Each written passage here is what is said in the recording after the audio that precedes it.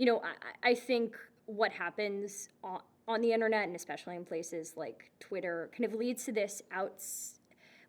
a kind of distorted view of what the average American believes.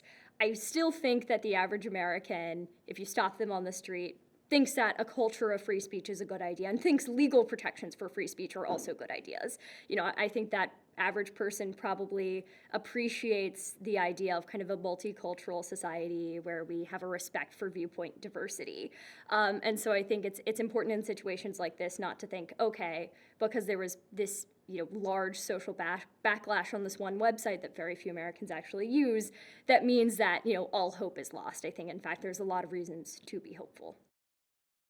I think something that we've seen when we started seeing these kind of free speech battles, this kind of authoritarian rise in a lot of elite college campuses starting, I don't know, maybe 10 years ago, maybe 5 years ago, a lot of people said this is just crazy stuff that happens on college campuses, it's not going to go elsewhere. But as we've seen, it has gone elsewhere, right? Now, if you send the wrong tweet, you can get fired from your job. That happens all the time.